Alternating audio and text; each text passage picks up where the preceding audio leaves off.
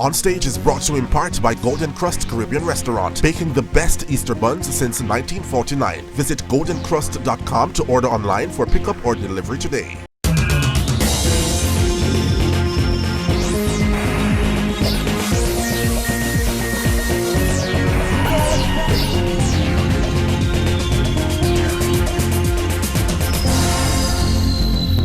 Just who is nation boss? Loyalty come with the cost, you know, For starters, these words are burning up social media at the moment. This is why me no like you, man. His words. This is a natural mystic blowing. Two legends we've lost in recent weeks. Their last big interviews right here on our stage that you may be seeing for the first time. We're talking about Jabi Bunny Wailer and the legendary big daddy of DJs, Daddy Roy. All coming up right here on our stage, plus this week's trending countdown and more. Welcome to the show, everyone. I am Winfred Williams. We'll be right back.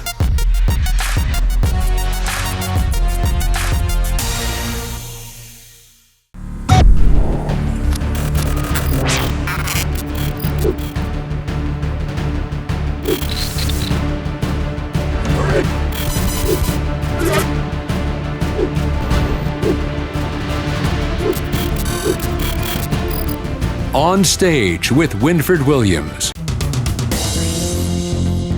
And we're back with this week's trending countdown, courtesy of YouTube. Shensia and Moyan have No Limit at number 10.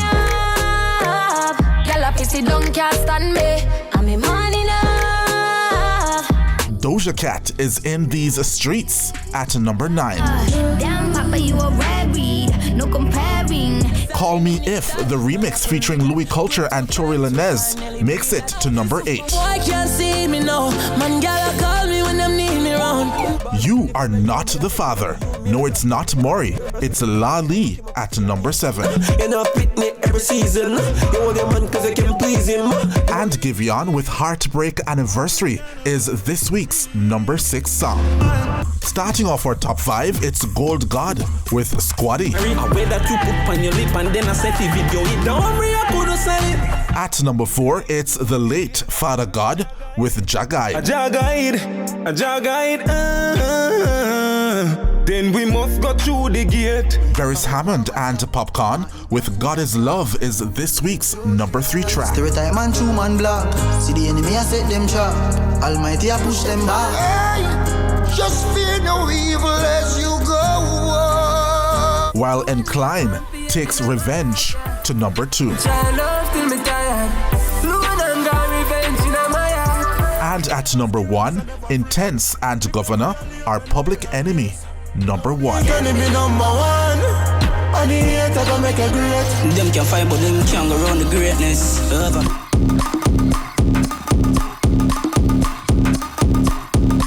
All right, there you have it. This week's trending countdown right here on our stage.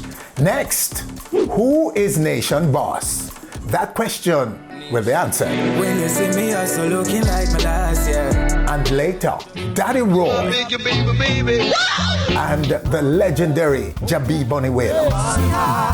Give thanks and praise together and I will be alright. All coming up. We're back.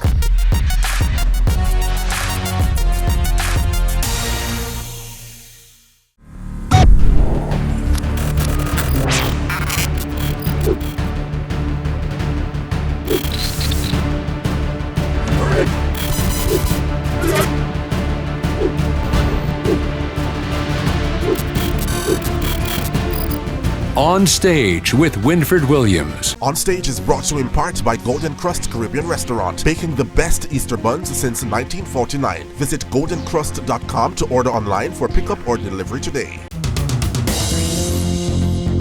Just 2 weeks ago, my guest in this segment was like hundreds of young dancehall aspirants in search of a place in the music. But little did he know that this upload, a 45-second video, would change his fortune For good. Yeah. Me watch them keenly as them try go round the boss. Yeah, yeah. Loyalty come with the cost, you know, for asking. Overwhelming support from not just fans of the music, but right across the spectrum of those who are creators, artists, and others in the space. His parents named him Kushailo, but I guess you'll be calling him Nation Boss. Right now, right here on our stage. Greetings, Winford. Well, congratulations, sir, on your success. Yeah, man, give thanks, you know. Genuinely appreciate it, fam. What are some of the changes you've experienced so far? Well, so far, I've been getting more respect now, like way more respect, you know what I mean? Tons of love, same way. How certain were you that this would do the trick for you? Did you know that, or you were just posting a video? Like that's just something I normally do, you know? That was just a normal post right there. I'm the type of person to just get up, play a rhythm on my phone, freestyle something and throw it on my WhatsApp status or even my Instagram. That's just me, you know? Yes. And cared not with what happened. So the quest was not to get the break online? No, that wasn't intended. All right, so you've moved on to record now officially this record. So talk about that. How did that come? I saw that the video went viral. Yes. And I started paying attention more to my social media page, and I realized somewhere in the comments, like, everyone was saying, you need to record this, like, this song relates to a wide region of people, like not just only individuals, you know? Yes. After constantly being told by other people and the majority, most definitely, I just decided, say, well, why not? If them ask feet and them need it so much, just go ahead, you know? Yes, so you went and did the official recording at Troublemaker Studio, isn't it? Troublemaker reached out to me, yeah. You know what I mean? As much as most others as well, but he saw his side and he reached out first, and from even before this went viral, he was someone I always dreamed of even working with, you know what I mean? He was kind of like in my vision, you know? So as I would randomly download, I would like randomly just download some of his beats off like YouTube and stuff and just freestyle around my friends, you know? Okay, so that particular beat, whose beat was it? Originally, the beat that I did the 45-second clip to, it wasn't his beat. That was an online beat. Okay, I see. Oh, you just pull down a beat, jump on it, and posted a 45 seconds. And then he wanted to put you on his beat. Yeah. So you recorded officially now, and you went as far as to make a video. The video itself, the official music video now it's gone viral, isn't it? We decided to do the video because like we just wanted to add some extra fire to it, you know? Yes. Because everyone was already asking for like the song, so we're all right. Since as they're so interested in the song, let's give them more than what they asked for, you know? I think that you guys have done a tremendous job. You look so comfortable on camera, you know, and those scenes, spectacular scenes that you have in it, I'm sure help to do the trick in reaching souls around the world. Let's pause now and give those who haven't heard it yet a piece of the song and the video right now. When you see me also looking like my last year. So there you have it, a piece of the human, the big track. You deserve every bit of attention you're getting. There's no fake about this. And you seem to be getting support and love too from the industry, from industry players. What are some of the responses you're getting? I had people like Leila Ike reaching out. I had people like Up Top Boss, TJ, you know what I mean, Popcorn, Quada. Yes. I can't even name some of them. Beanie Man, Ioctane, Teflon, Zing Fence, they were all there. Jada Kingdom, you know what I mean? And all that support was genuinely appreciated, you know what I mean? Because like these days, we don't really see unity in the business, honestly. And you're about that? 100%, man. Love and loyalty alone, you know what I mean? And okay, so this is the only song we know of you. I know of you, right? In terms of lyrics and so on. What would you consider to be part of your MO in terms of your content, in terms of your lyrical content? You're a great lyricist, I suspect. The way you put words together sort of stand you out as a lyricist.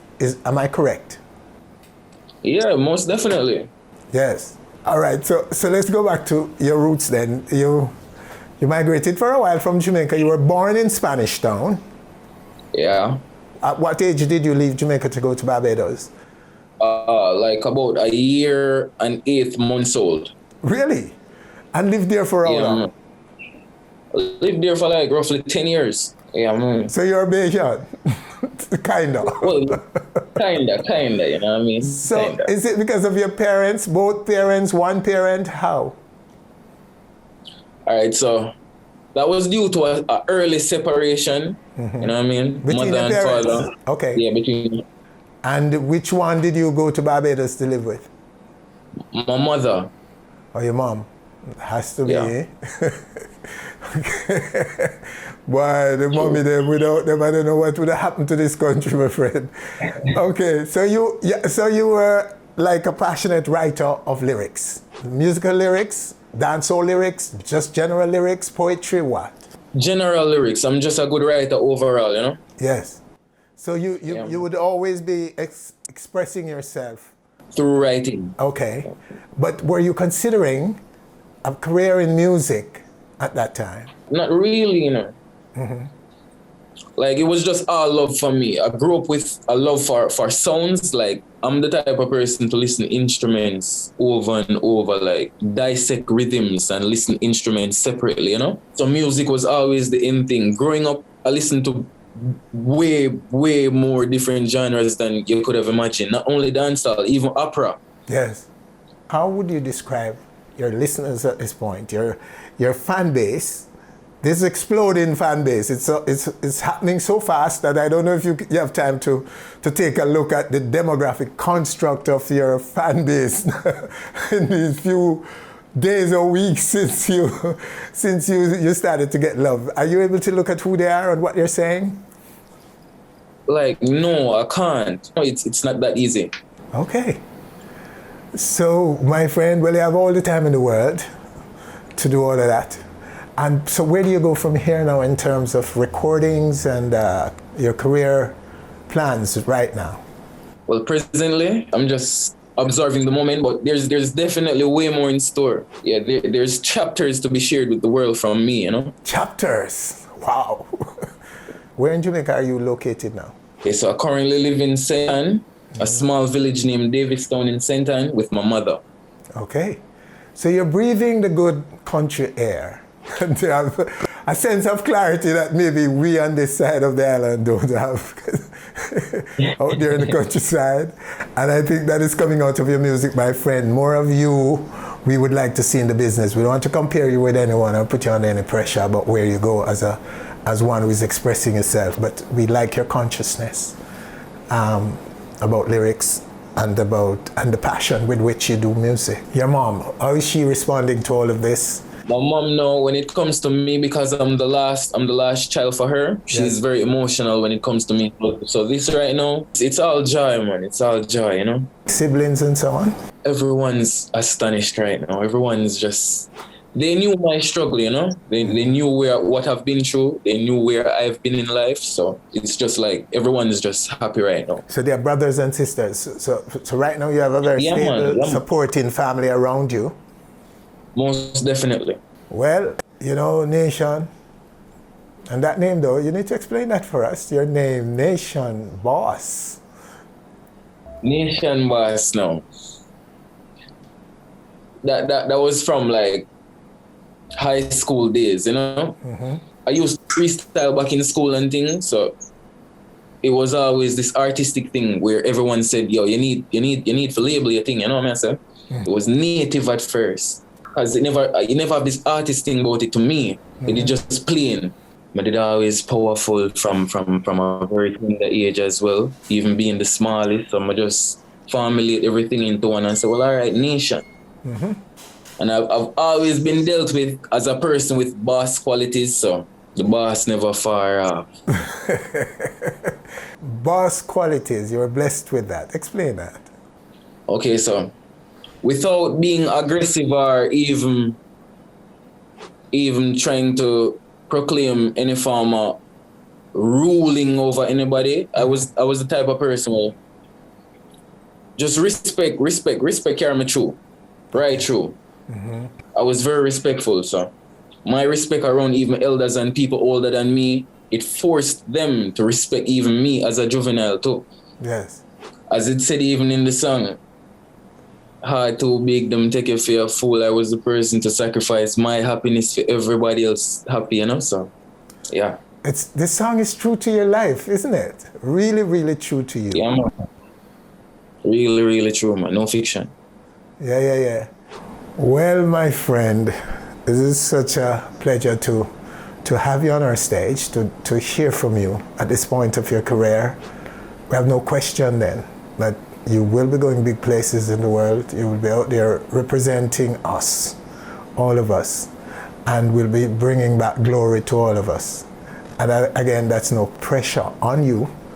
It's just to say that it would be a shame if an artist like you, my brethren, now bust out big and serious across regions of the world. In fact, I see you taking a big slice of the international reggae dancehall space and beyond. Have you gotten any live stage experience? Have you got exposed like that to perform live before an audience? Like, yeah, but not really professionally, only on small scale, you know? Yes. And how do people respond to you normally when you do that? When I'm on the stage, I'm in my element. That's where all the magic happens. Oh, cool. Nice. It's good to hear. That's another plus. Because sometimes among youngsters, that's a bit lacking.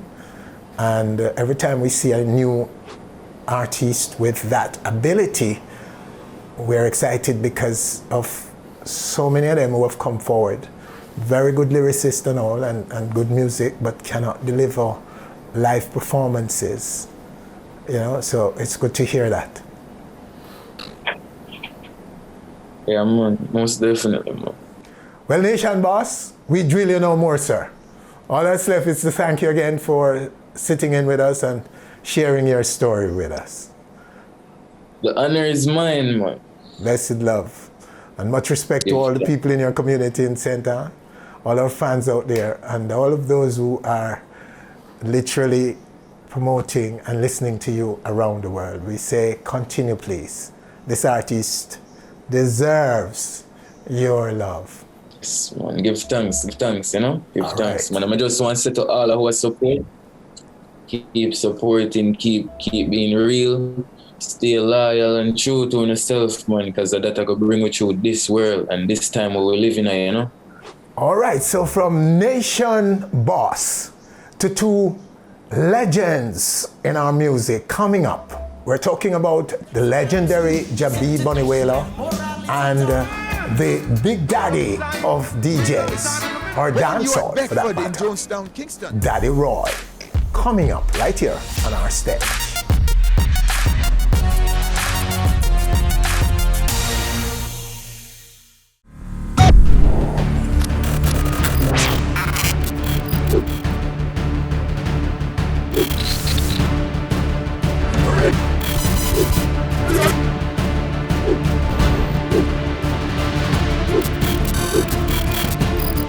On Stage with Winfred Williams. On Stage is brought to you in part by Golden Crust Caribbean Restaurant, baking the best Easter buns since 1949. Visit goldencrust.com to order online for pickup or delivery today. All right, so now our chat with the legendary Jabi Bunny Wailer. This just after he received Jamaica's highest honor. Surviving original member of the legendary Wailers, Bunny Livingston Jabi Wailer joins a tiny group of Jamaican music achievers conferred with Jamaica's highest honor. Thank you, Jack, for everything. An honor that was previously bestowed on fellow Wailers Peter Tosh and Bob Marley posthumously. Or do you feel like you would have run some more? We're honored right now, right here on our stage, to be in the presence of Bonnie Wailer right now. Jabi, sir. Respect. So good, sir. My honor to have you on our stage. Okay, so how did you react when you heard that you will be conferred with the OM? Yeah, well, I got 2 other orders prior, the Order of Merit, so I've been accustomed to getting orders. Yes. Yeah.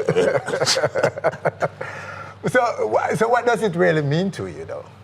There's a lot of work that the Wailers have been doing over these years that I am satisfied to know that as a survivor, I am still here doing what is expected of the Wailers to do.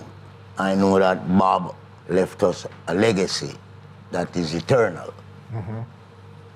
Peter the same, because they are all members of the Wailers. Yes. Back then, though, did you ever think that you would be honored like this in Jamaica? Let's say back in the 60s coming up. Well, no, you know the thing already. Honors are things that are given to people who are honorable. Yes. And how we come up in this struggle, the Wailers is a very serious legacy that has been left from us, the Wailers, to Jamaica and its musical development and the people overall. So I'm satisfied to know that these orders that has been given to I was something that was calculated on behalf of the development of this great music called reggae. And I am satisfied to know that I, Bonnie Wailer, is doing what is to be done in as far as the development of this great music. So CD, OJ, OM have been so far. Bestowed on you. So far. More to come, you think? Well, we don't know. If there is. Is there a higher one? There may be one, I don't know. We don't know, yes. But yes. we are continuing on the journey that the Wailers have left. Same. And I can see where Bob and Peter left with us their legacies of 1981, 2012. And I am still here as the surviving Wailer, doing all the things that are necessary to be done in the development and establishment of this great reggae music. Why did you're the only one to have fixed the word Wailer to your name. The others didn't do that. No, well, you want that kind of, it's the people, it's the people always make decisions in people's lives. Yes. So when people wouldn't say Bob Wailer or Peter the Bonnie Wailer ring true. It's have a thing to it. Yeah, and I give thanks. Okay. And I am still here in support of this. Because I think young people believe that your last name is Wailer. The Wailer. Bonnie Wailer. Yeah, but the last name still not. Them right. Yes. Because Bonnie Wailer's different from Bonnie Wailer. Yes. The Wailers is the collective. Yes. The plural. Yes. And the Wailer is you. Yes. That's how it is. No, it's true, because if you try Peter Wailer, it doesn't sound right. No, go Bob Wailer. No work. Nesta Wailer. No, it does not go work. Okay, so the Wailer worked for you, Bunny. And, Give thanks. Okay, could you take us back to the formation of the Wailers? How was it formed?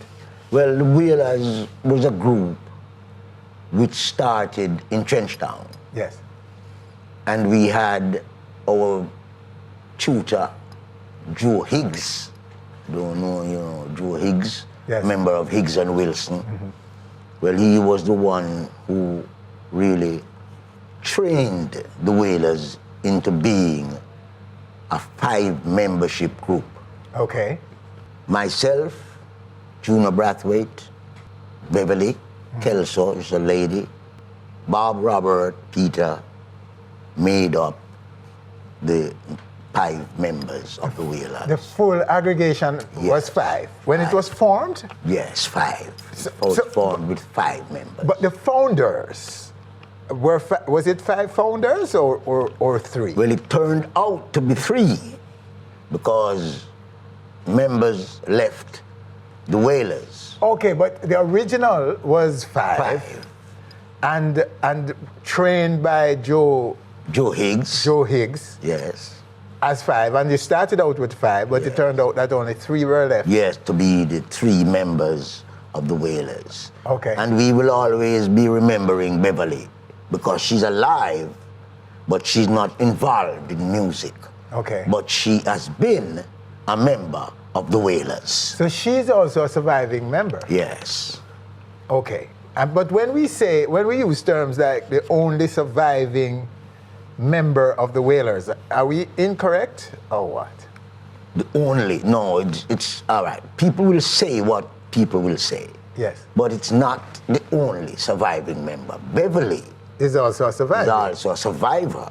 Yes. And she's still counted as a member of the Wailers. Okay, so that's a correction that we need to note. Yes. We need to note that correction. I met her some years ago. We keep talking and leaving out Beverly, who was an original member of the Wailers. Okay. But I love her, and she's gonna be always my sister in as far as being an official member of the Wailers. Do you still record, Bunny? Are you still recording? Yes. I mean, I am the only man that is doing these kinds of recording. I just recorded a 50 track. No artist can try that. No artist. 50 track? 50 track. Yeah. Yeah, I've just completed a 50 track and getting it out into the street. All originals or? All originals, because it don't make sense doing over the tracks. All originals. This 50 is 50 new brand Bunny Wailer. Yes. Good. Wow. Okay, could we ask you a little bit about family? Your own family. What can you tell us about that? Your family right now. Well, right now I got 5 girls going to school. Yes. But I have other girls that are being mothers. Mm-hmm.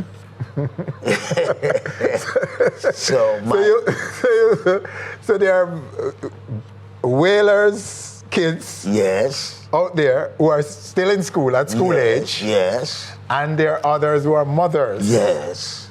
So you're talking about 3rd and 4th generation here. Yes.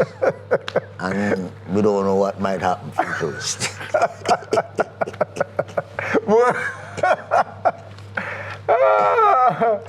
Wow. Bridging, I wouldn't challenge that, Bunny. I wouldn't challenge you on that one. But it's great. But again, sir, we need to congratulate you once again for this honor. And it's important that we do, because it's not often that we see musicians given the Order of Merit, which is the nation's highest honor. Jabi again, sir. Much respect. Thanks again for coming through and reasoning with us right here on stage. All right, so there you have him, Jabi Bunny Wailer.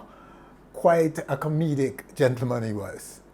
Stay with us, still to come, another legend in our music, whose interview you may be seeing for the first time. We're talking about the big daddy of DJs and in fact, dancehall. Raise the ones to the one you love the best, people I can do the rest. You, Roy. On Stage is brought to you in part by Golden Crust Caribbean Restaurant, baking the best Easter buns since 1949. Visit goldencrust.com to order online for pickup or delivery today. All right, so what you're about to witness is something that is very, very rare.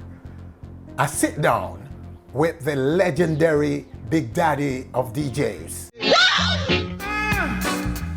Daddy Roy, right here on our stage. Now we the town to tell the people. Our guest in this segment is the man who inspired an entire genre of music. In Jamaica, we called it DJ. In the US, it is known as rapping.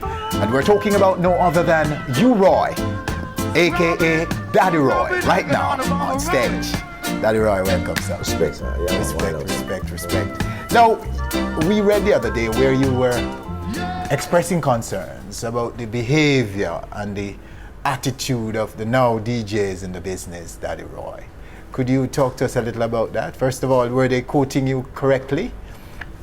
It's not a matter of express the concern, it's like there's certain things where I say I wouldn't worry with, because in terms of these gay people and things like that, from day one, I didn't ever say to myself, so well, look, I don't even want to big up them people.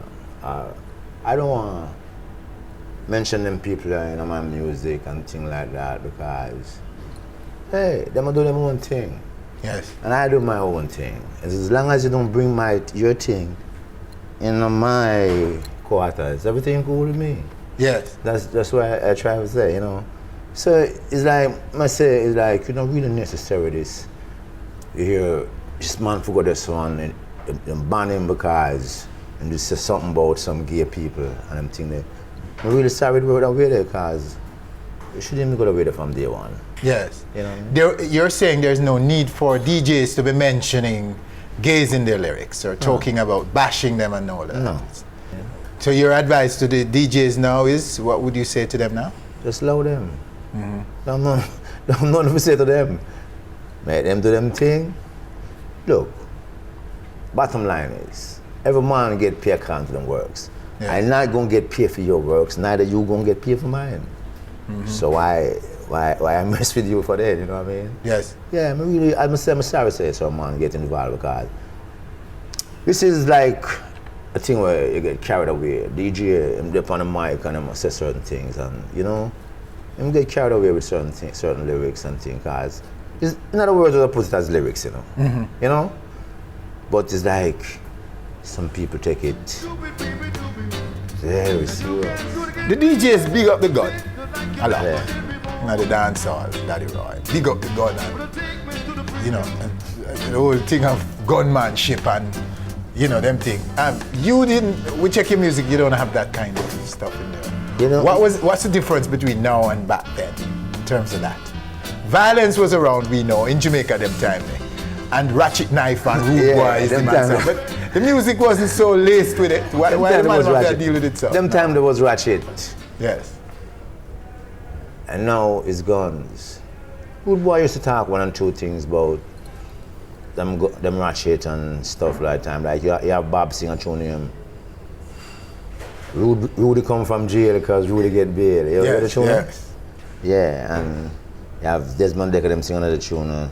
Rude boy they on promotion. You know them tune. Shanty tongue. All right. So you say, yeah, them little thing there always go on, but it's nothing too much who big up too much rudeness or big up too much badness in the society. Youth have them own way for them thing, and you have to respect that. The youth them then, Roy, when compared to the youth them now, in terms of violence, are they more violent now? Yeah. Or what? Yeah, they're more violent now. more than them time there. Maybe them time there because you never have this full flux of gun out on the street still, you know, why it never so wicked, you know? Yes. But there was still some bad man them time, man. Some serious bad man too, you know? Bad man were around there. Yes, man, trust me. You have some serious bad man them time there. You have rude boy from Warwick Hill, rude boy from South, rude boy from Jonestown, rude boy from Waterhouse. Grand spend everywhere to come and dance. But at the same time, you never have too much violence because music is a thing that calm people's spirit, you know. Just in case you are not aware of who we're talking to, his music, his life, and his evolution in Jamaica's music, here is the background on our very special guest at this time on stage. Born York Beckford in Jonestown, Kingston, U-Roy started his toasting, as DJing was then called, on sound systems during the early 1960s. And in a relatively short period, distinguished himself as one of the most popular toasters in the dance halls of Kingston. DJ just a man who come to the dance, put on and record and say, well, next week Saturday night I'll release the 21 pence, DJ anything by Subside Fire or Dr. Big Dynamic, you know what I mean? Raise the ones to the one you love the best, baby, I can do the rest. In 1969, after much prodding from friends, Roy decided to record his lyrics over some old Treasure Isle rhythms.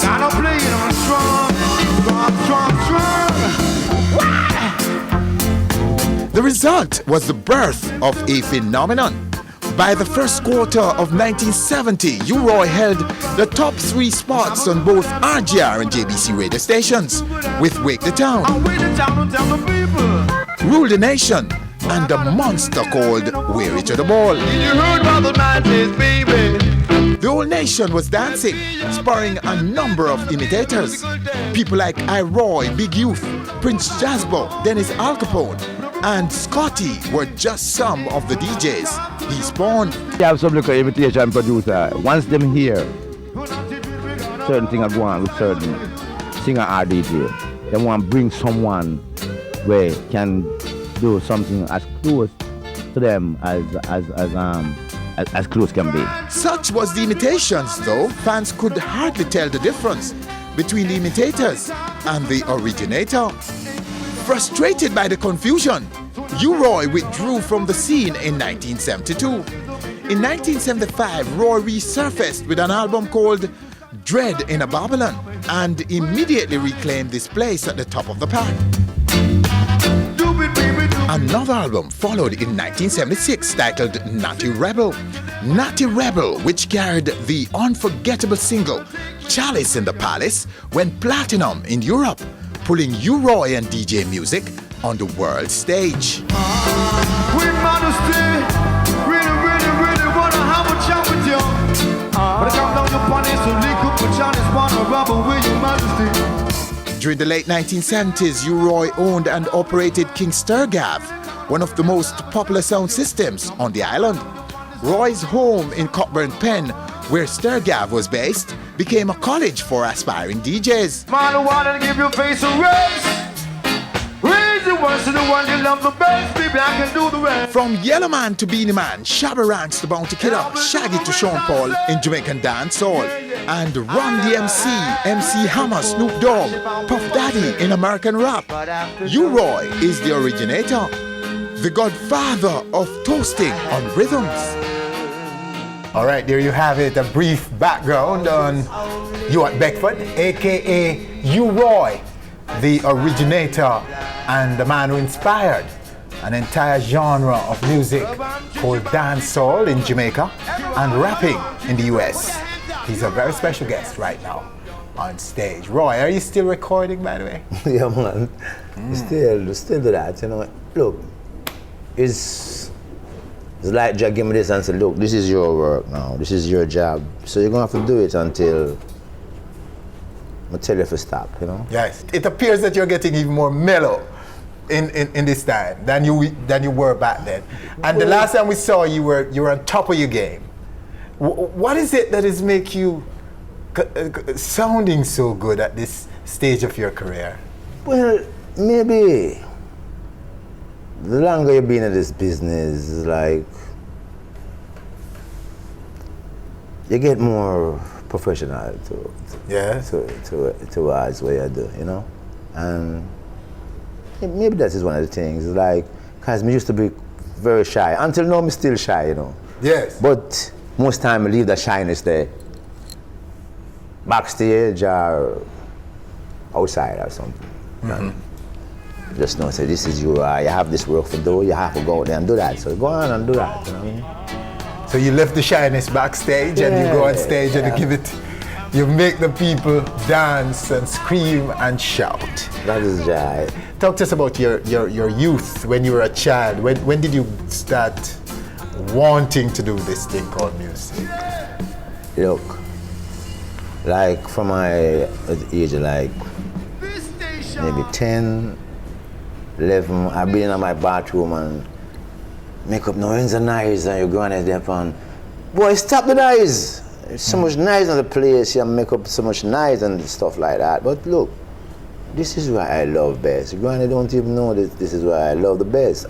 This is like my football, my cricket, my everything them time there, you know? Yes. And normally, if my parents send me go down the street for buy some, and if a sound system out on the road to play, them gonna wait a good while for them to come back with whatever them send me go buy. And no one gonna get beaten for it, but hey, I done listen to some tune already, so yes, can't kill me, you know? But in those early days, it was called toasting. Yeah. Sweet talking. Another name for it is sweet talking, Roy. True. You used to sweet talk the girls then? well, you know, that haven't gone most times. As a youth, you know, yes, a young boy, and hey, you want every girl, you know what I mean? And as a DJ, you don't dance and whoop a girl see, you know, it's a whole heap of different people see, you know what I mean? And even though I'm shy and still don't want to say nothing to some of them, they still go and screech and say something to someone, you know? Yes. You know what I mean? So some girls get the sweetness, the sweet vibes. All right, Roy, talk to us about your upbringing. What was your family like growing up? Okay. My family them is like mostly Christian them, you know. Me is one of the major rogue in the family, you know? Yes. Okay, like my mother, she play a keyboard on a choir and stuff like that. And my granny is the lady that she ever gone to church a Sunday daytime, you know? Yes. And she want to drag me behind her more time I screech away from her, and another day when time she forgot church, she forgot about me, you know what I mean? But so you were brought up in a Christian home? Yeah, my people them, trust me, my people them put on some lick on you if you do what them want you for do, man. And them say, come in this hour of the night, and you don't come in, you're gonna get a lick for coming in this hour of the night. Yes. Where in Kingston? Jonestown. Jonestown. Yeah. Okay, go ahead. Yeah, we live on Silvermore Street and there's some barn and go and live there. And yeah, my people them is like some very independent people them still. Not say I come say my people them rich. It's not like that, but very independent, you know. Everybody can hold them on, you know. And I'm growing up like that. Learn to have your own things and learn to be independent and stuff like that. So your mother's playing of the organ in church inspired you? This is where you get the music from? No, because I never even go to church with my mother when she go to church. Yes. You're a rude boy. Rude boy still on the street and I play on marble, and knocks marble in a ring, and you know, if you don't get your right amount of marble from a man, is fight and stuff like that, you know. Okay. So you grow up learning from the street. Yeah. I go to the Sidewalk University. That is where I graduated. Yeah. You learn not to interfere with people. You learn to bear a certain amount of sufferation if it comes around, you know. Yeah, you can see people things and you can't allow that, and so well, your time will come for everyone. Like you get them teaching them from my parents. Yes. Tell them straight up, look, we don't get today, you will get that tomorrow. Don't worry.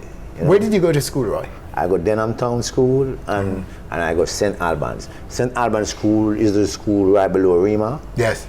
And Denham Town is, you know, the one down on Spanish Town over North Street. Yeah. So, okay, so it's them two schools I'm go. And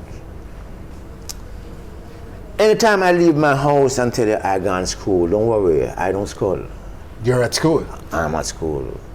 You see, so whatever my teacher teach me, I take in that fully. Yeah. I never been to a high school, I never passed a high school gate, not even to mention college. Yes. You see? But just whatever you say, I do, or say. So you were a good kid in school? Very obedient? I would have said that. Easygoing youth? Yeah, very easygoing. That was me. When did you get the first chance to hold a microphone before a crowd in a dance? About at the age of us, about 14. Yeah, at about the age of 14, used to play a sound in a Jonestown named Dr. Dickey's Dynamic. There used to be a guy named Jackie who him used to be around the sound, but the man they never really too talk, nothing too rootsy. It's like everything is like a radio station. It's like I'm on the radio station when I'm talking. Okay. So I was this ragamuffin who come out and wow, and you know. Oh, those guys were smooth, Americanized kind of talk. Huh? You came down with the raw Jamaican ghetto thing. Yeah, you know. Yeah. And people start recognize me and check for me because I never ever know if they even get to this, you know. Yeah? You just do your thing your way. Yeah, I just did one thing my own way, and it's like, at the time, I used to have a lot of American music. Yeah, I used to have Wooly Pop, Fancy Domino, Root Brown, James Brown, and Smiley Lewis, and you know, Louis Jordan and the Monday. It was until Jamaica started make ska, you know. Yes. So it's from them time they been bust out of the thing. Saying two little things from Mike, you know. At them time you don't have a whole heap of things to say because you don't want to mix up the singer, you know. Neither you don't want to mix up certain instrument or play. I learned it like that. Okay. You know. So you just set things, give everybody them space. Yeah, you have to set things between or before or after, you know. Okay. You know what I mean? So that was the concept back then. That was you respect the musician and you respect the singer. So the DJ's challenge was to say something between. She was the timing. And timing so, and all. Yes, you know what I mean? And so whatever you have to say. But now it's a different thing. Them you tell do them thing them one way, but respect to them still because them do them thing, you know. Why did you go to live in the States? You find you're at the edge of the water and you see no fish now come. You find the fish them out of the deep. Well, whether you can swim or not, if you want some fish, you're going to have to get out there to get some fish, not true? So you were in search of fish. So what did you do there? Did you continue the music? Yeah, man. Yeah, you know, we get quite a few amount of stage show around LA, Miami, Detroit, all over. All over? San Francisco, yeah, man. Yeah, and you toured the world as well. Yeah, where are some of the places you've been to? Like Japan, France, Germany, Holland, Switzerland, Sweden, Scandinavia, Czechoslovakia, all them places. There's quite a few more, some of them I don't remember. Are you getting the respect, Roy? As the originator, the man who started this whole thing. When I go there. The rapper them in the States, them recognize that you start this thing? No, I don't think so. And I don't try to put myself neither in the position for them to know who me is. Yes. You know? In other words, I'm not a man that push up, you know? So, I don't even care if them don't want to know who me is. I know who I is, you see? And that is what counts for me. But the locals give you the respect though? Yes, man. I get the respect from all youths, from them know it's me. Yes. Yes. And I want to tell you the truth too, out there, I get a lot of respect from the people them out there, you know, youths and big people. When we say not getting respect, it's just from like them people there wouldn't know me, like you say, the rappers them, you know. Okay. But I'm going to go to France, man. It's total sold out, straight through. You know? Roy, talk to us quickly about your family, your own family. You married? No, I'm not married yet, but I have this lady with me and I live for 20 odd years now. And wow. She's definitely my wife. There's no question about it because, I mean, before I tell you. Yeah. Take on unto yourself a woman. Yeah. And make her your wife, the truth. Yeah. All right. That means no mother, no father, nobody couldn't tell you This is not your wife. So when you say not married, it is in the strictest sense of ceremony and church and marriage certificate and so on, but in your heart, you're married. Yes, man. You're totally committed. Yeah, because it's true. I live with her for so long. When I'm out on the street, when I'm gone tour, she is the lady who run the place. Oh. You see? See. If sound system for book, this is the lady who book the sound. All right. If light bill and water rates or whatever for pay, this is the lady who get the bills and pay these What things. about children? Yeah, my kids them big now, man. Who of them is big man and woman now? When them see me, them like, Daddy, beg your thing now. But them can't come demands nothing because everybody live with them people. You know what I mean? Who don't have them, who don't have How many of them, Roy? 10. 10 kids? Yeah, with different mothers, you know? Okay. Yeah. Some are abroad, I take it. Yeah, man. Yeah, I'm like, but 4 of them live abroad, you know? Thank you so much for coming on, talking to us at this time. It's a joy to have, man. It's true, so thank you a lot, sir. All right. May their souls rest in peace. The legendary Jabi Bonnie Wailer and another legend, DJ Daddy Roy. And that's our show for this week. Winfred Williams, on behalf of all of us, thanking you for joining us. Do join us again next week for more On Stage.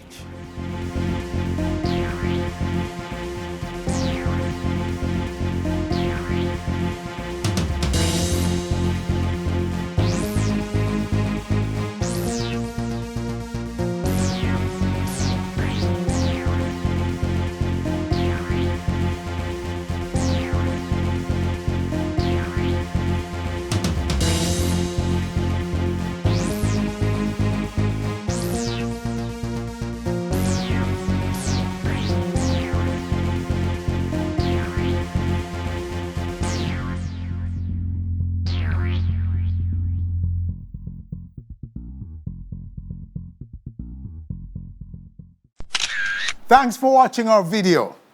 Please click subscribe and be on our stage anywhere, anytime, always.